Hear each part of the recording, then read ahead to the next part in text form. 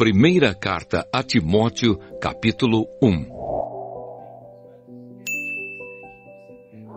Saudação.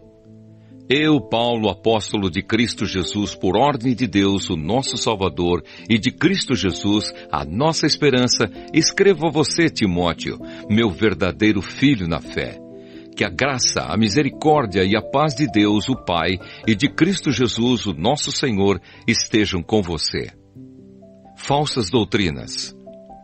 Peço que você continue na cidade de Éfeso, como já pedi quando estava indo para a província da Macedônia. Existem aí nessa cidade alguns que estão ensinando doutrinas falsas, e você precisa fazer com que eles parem com isso. Diga a essa gente que deixe de lado as lendas e as longas listas de nomes de antepassados, pois essas coisas só produzem discussões. Elas não têm nada a ver com o plano de Deus, que é conhecido somente por meio da fé. Essa ordem está sendo dada a fim de que amemos uns aos outros com um amor que vem de um coração puro, de uma consciência limpa e de uma fé verdadeira. Alguns abandonaram essas coisas e se perderam em discussões inúteis.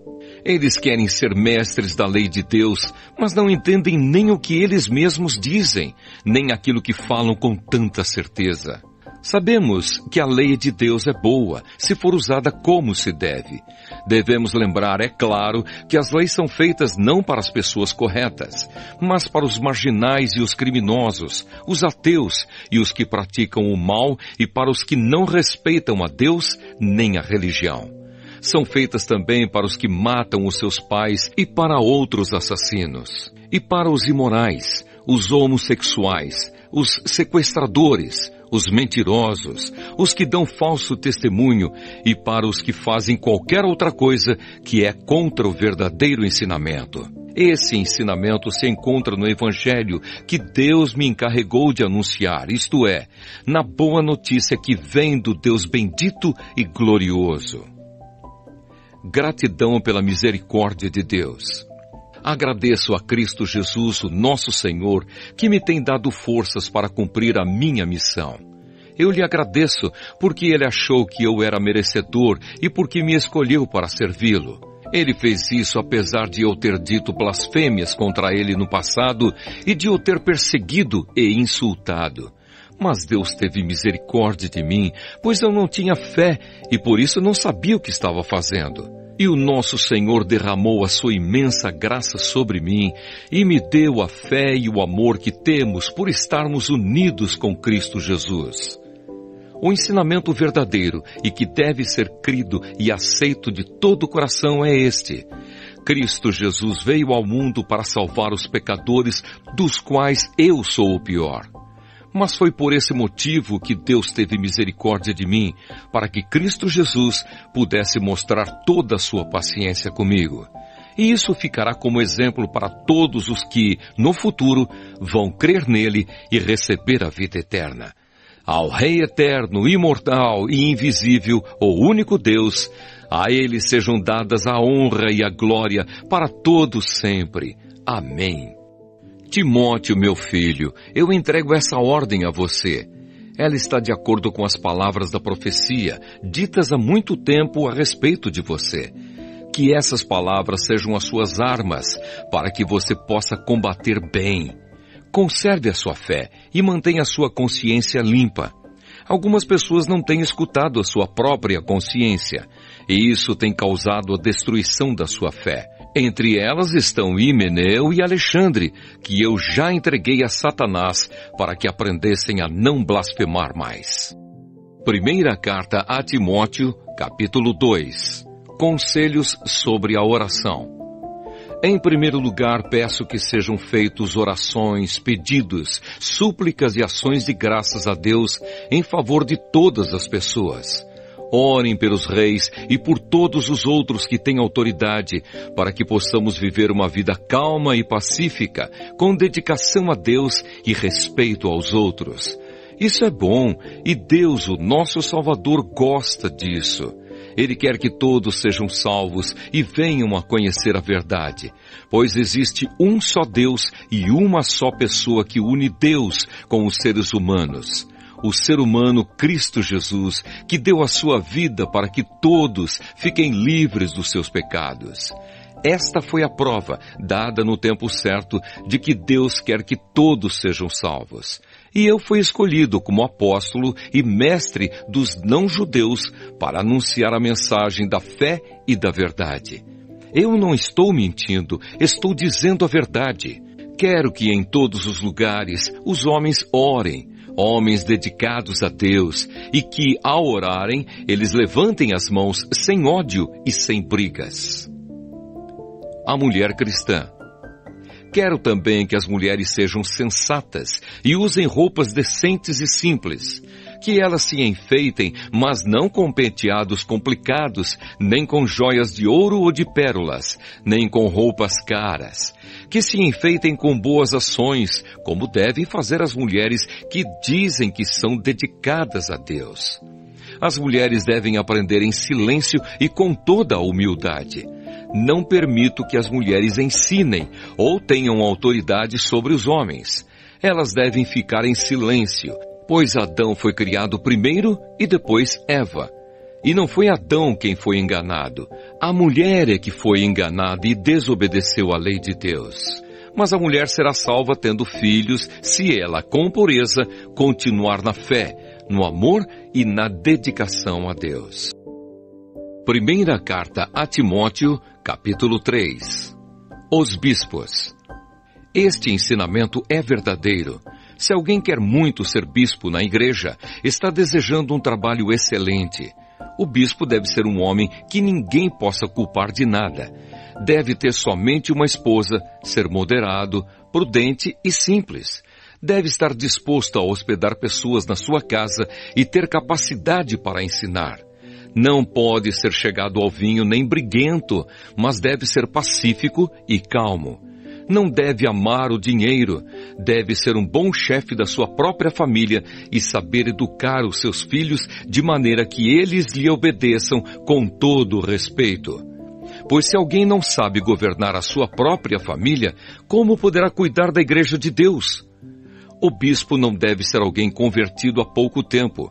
Se for, ele ficará cheio de orgulho e será condenado como o diabo foi. É preciso que o bispo seja respeitado pelos de fora da igreja para que não fique desmoralizado e não caia na armadilha do diabo. Os diáconos. Do mesmo modo, os diáconos devem ser homens de palavra e sérios. Não devem beber muito vinho, nem ser gananciosos. Eles devem se apegar à verdade revelada da fé e ter sempre a consciência limpa. Primeiro devem ser provados e depois, se forem aprovados, que sirvam à igreja. A esposa do diácono também deve ser respeitável e não deve ser faladeira. Ela precisa ser moderada e fiel em tudo. O diácono deve ter somente uma esposa e ser capaz de governar bem os seus filhos e toda a sua família. Pois os diáconos que fazem um bom trabalho conquistam o respeito dos irmãos na fé e são capazes de falar com coragem sobre a sua fé em Cristo Jesus. Jesus Cristo, a verdade revelada de Deus. Escrevo essas coisas a você, esperando ir vê-lo logo. Mas, se eu demorar, esta carta vai lhe dizer como devemos agir na família de Deus, que é a igreja do Deus vivo, a qual é a coluna e o alicerce da verdade. Sem nenhuma dúvida, é grandiosa a verdade revelada na nossa religião. Essa verdade é a seguinte: ele se tornou um ser humano, foi aprovado pelo Espírito de Deus, foi visto pelos anjos, foi anunciado entre as nações, foi aceito com fé por muitos no mundo inteiro e foi levado para a glória. Primeira carta a Timóteo, capítulo 4. Os falsos mestres. O Espírito de Deus diz claramente que nos últimos tempos alguns abandonarão a fé.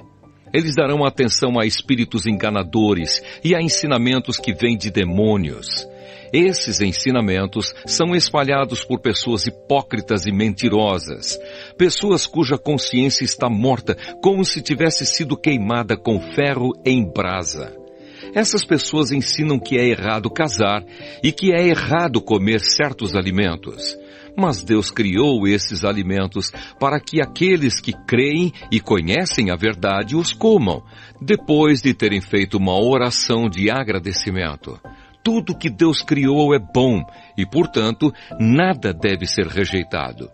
Que tudo seja recebido com uma oração de agradecimento, porque a palavra de Deus e a oração tornam todos os alimentos aceitáveis a Ele. O bom servo de Cristo Jesus. Se der esses conselhos aos irmãos na fé, você será um bom servo de Cristo Jesus, alimentando-se espiritualmente com as doutrinas da fé e com o verdadeiro ensinamento que você tem seguido, mas não tenha nada a ver com as lendas pagãs e tolas.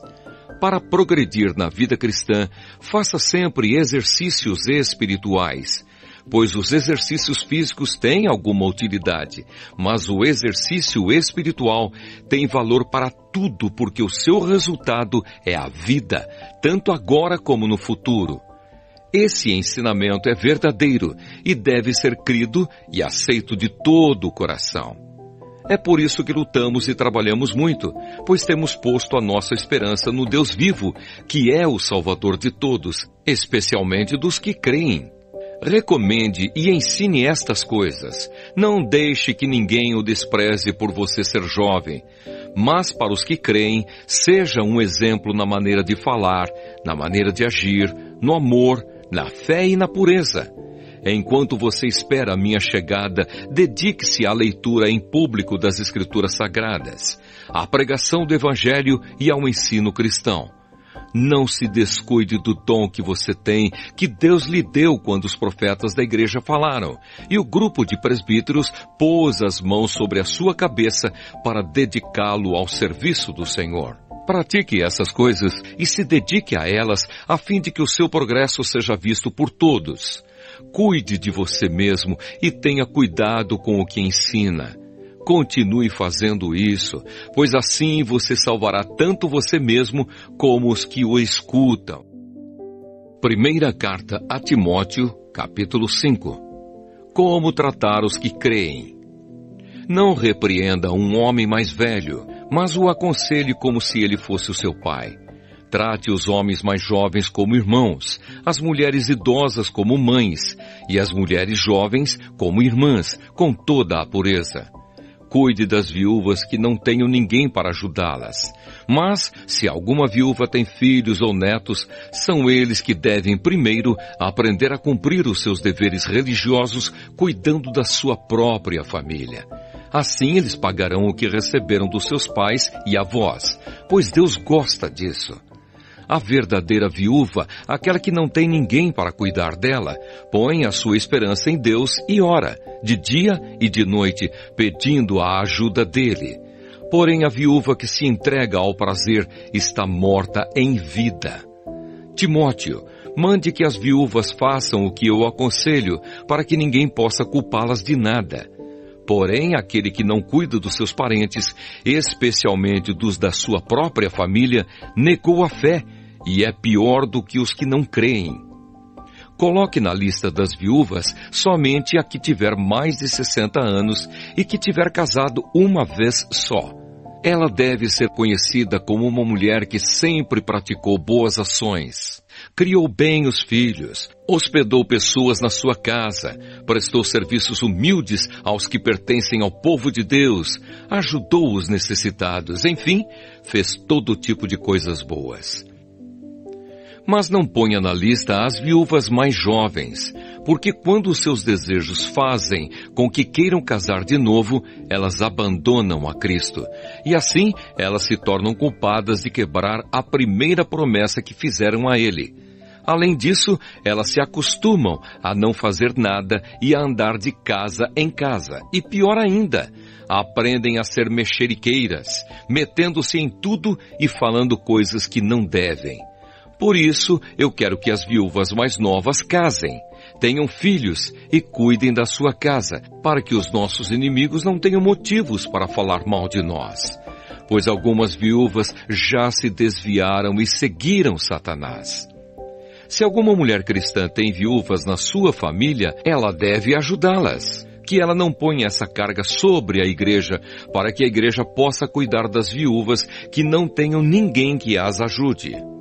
Os presbíteros que fazem um bom trabalho na igreja merecem pagamento em dobro, especialmente os que se esforçam na pregação do Evangelho e no ensino cristão, pois as Escrituras Sagradas dizem: não amarre a boca do boi quando ele estiver pisando o trigo, e dizem ainda: o trabalhador merece o seu salário.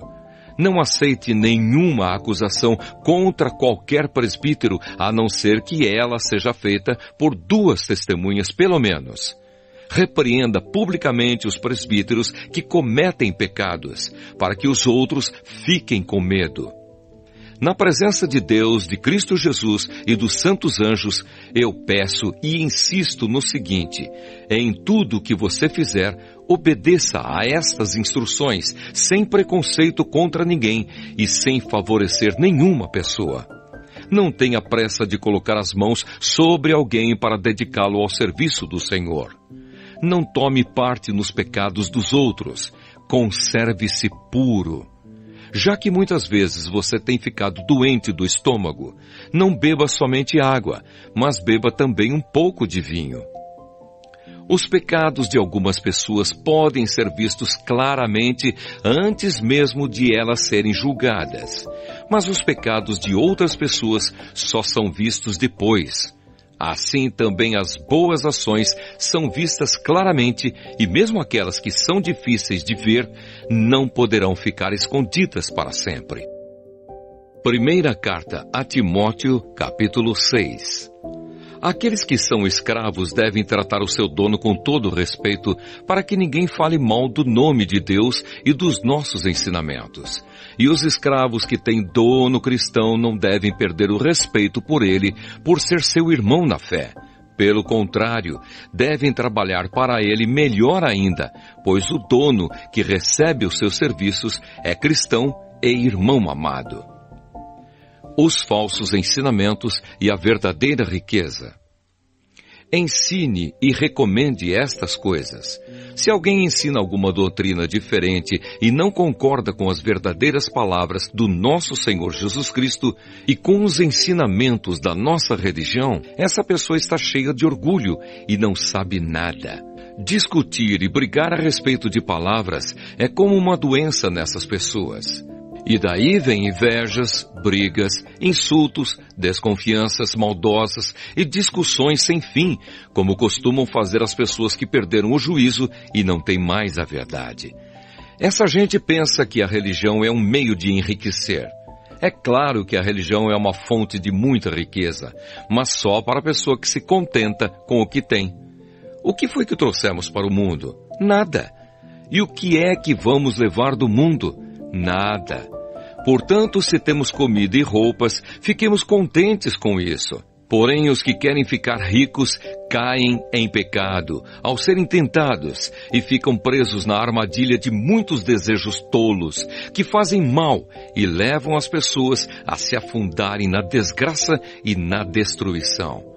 Pois o amor ao dinheiro é uma fonte de todos os tipos de males. E algumas pessoas, por quererem tanto ter dinheiro, se desviaram da fé e encheram a sua vida de sofrimentos.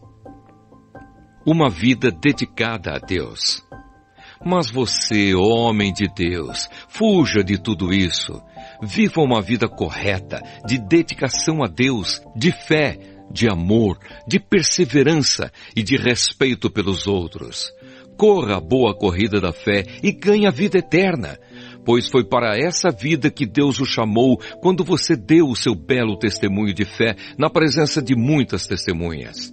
Agora, diante de Deus, que dá vida a todas as criaturas, e diante de Cristo Jesus, que deu o seu belo testemunho de fé em frente de Pôncio Pilatos, eu ordeno a você o seguinte: cumpra a sua missão com fidelidade, para que ninguém possa culpá-lo de nada, e continue assim até o dia em que o nosso Senhor Jesus Cristo aparecer. Quando chegar o tempo certo, Deus fará com que isso aconteça. O mesmo Deus, que é o bendito e único Rei, o Rei dos Reis e o Senhor dos Senhores, o único que é imortal. Ele vive na luz e ninguém pode chegar perto dela. Ninguém nunca ouviu nem poderá ver. A Ele pertencem a honra e o poder eterno. Amém. Aos que têm riquezas neste mundo, ordene que não sejam orgulhosos e que não ponham a sua esperança nessas riquezas, pois elas não dão segurança nenhuma. Que eles ponham a sua esperança em Deus, que nos dá todas as coisas em grande quantidade para o nosso prazer. Mande que façam o bem, que sejam ricos em boas ações, que sejam generosos e estejam prontos para repartir com os outros aquilo que eles têm. Desse modo, eles juntarão para si mesmos um tesouro que será uma base firme para o futuro.